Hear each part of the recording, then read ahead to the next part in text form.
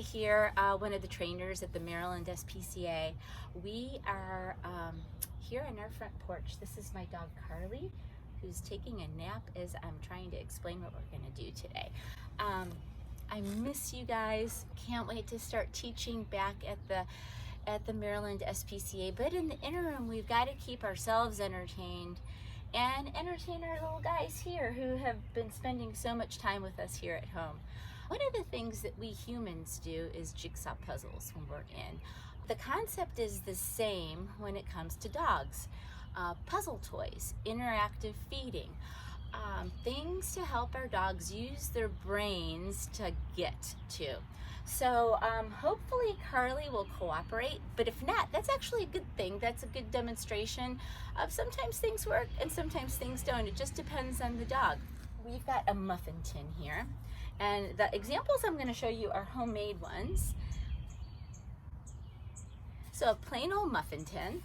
We're going to put the muffin tin down. We'll see how Carly interacts with that. And then we're going to put some treats in there. So she sees the treats. So initially you want to make it easy on them. So the treat is under the tennis ball. Treat is under the tennis ball. And so Carly's go-to treat, and I'm going to put one as a freebie, like right in the middle. And let's see what she does, besides look at me. So smelling is good. Notice I'm not telling her what to do. Of course she's gonna go for the easy one, and that's okay. Easy is good. It's like the corner piece of a puzzle. You know it's the corner piece, right?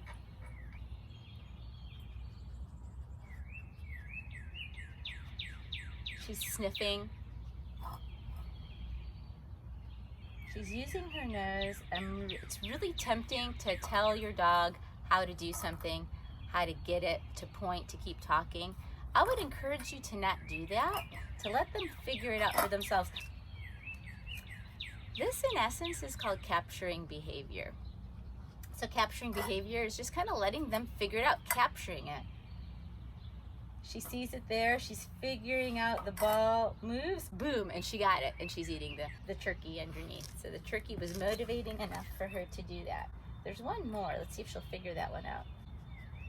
Using her nose. There she goes. She's going to try the same plan as before.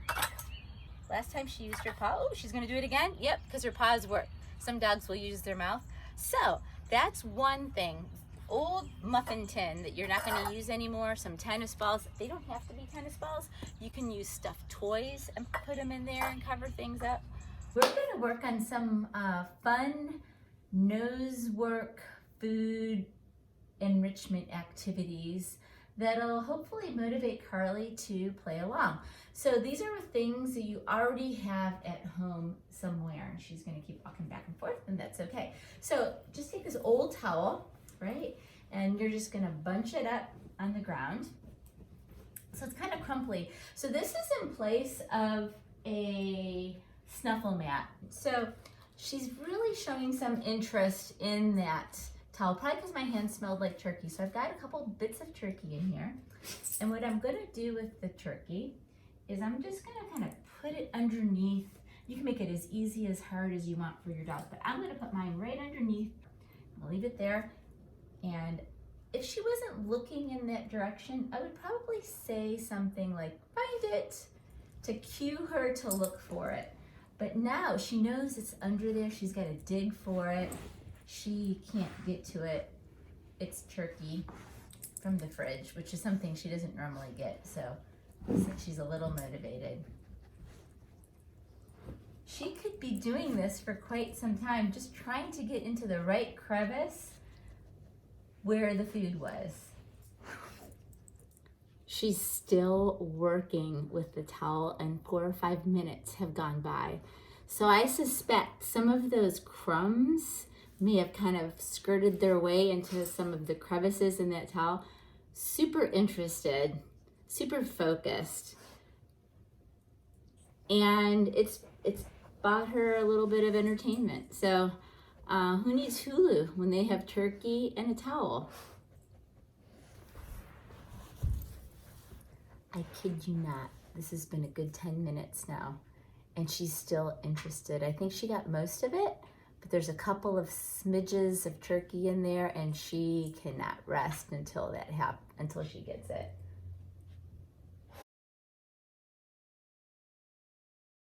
Hello, I'm Erin Welsh, and I'm a member of the Training and Behavior team at the Maryland SPCA, and this is my dog Brody, and we're going to show you today some enrichment items that you can do at home with your dogs during the quarantine.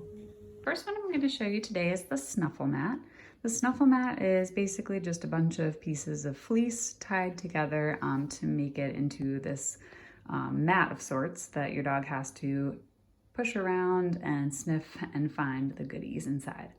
So it's really easy to set up. Basically, you can take a couple little pieces of treats, you can take your dog's kibble, whatever you like, and they are going to find it.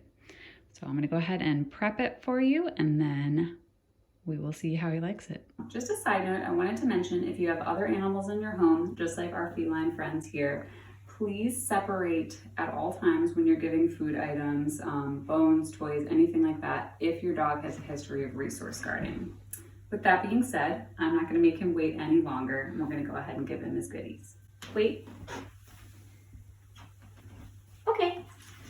So if you will watch him, and Willow's probably going to join in, he's really getting his nose in there. So dogs typically use their nose to sniff things out, food, fun smells, poop, who knows. Whatever they find exciting, they're gonna go ahead and use their nose. So this is just a way for dogs to find and acquire their food. But it just takes, again, a little bit extra effort, so just to help give them some mental and physical enrichment when they're bored during this quarantine. And everyone's coming out of the woodwork to check out and see what he's doing.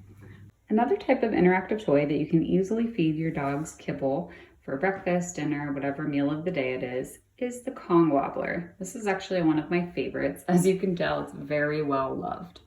So this is one for a large dog size, but you can easily give it to a small dog as well. I actually opted for the larger size for my dog Brody because he is way too good at food puzzles. So this one just unscrews and comes apart, and you can easily load the kibble. So I'm just gonna grab a little scoop for him. He already had dinner, so he's just gonna get a couple pieces. And then we're gonna put that together, and we're gonna go ahead and give it to him in just a moment. So unlike your traditional Kong that's made for stuffing, this one is actually made for dry kibble and hard or soft treats. And basically, it's weighted at the bottom so it can't knock over, so they have to use their paws and their nose to manipulate it and figure out how to get it out. So he's going to show you how it works. Wait, sit, wait. Okay, good boy. So he's got a lovely little unique technique that he uses. He will sometimes use his paws, but then he kind of figures out that if he gets his nose under there in just a certain way, he can push and manipulate it so that it stays on the side and gives him more pieces. But every dog's a little bit different with it. This is one of his favorites. He's gotten pretty good at figuring out how to get the kibble out quickly. But this is a great way to really give your dogs, again, that nice, not only physical, but mental workout as well, which is great when they're bored and driving you guys crazy when everyone's locked in together. Good boy, buddy. Couple things to keep in mind. Novelty. Something new, something she's not really tried before. I've given her lots of other interactive toys in different types of containers, but I've never really tried an old bath towel, old raggy bath towel with some of her favorite stuff, which was turkey meat inside. And it's really interesting to her. How do I get this out? So then her other toys, oop, she's done. That's so funny. So novelty is key. Have a good day, guys. Hope this is helpful. Thanks for watching.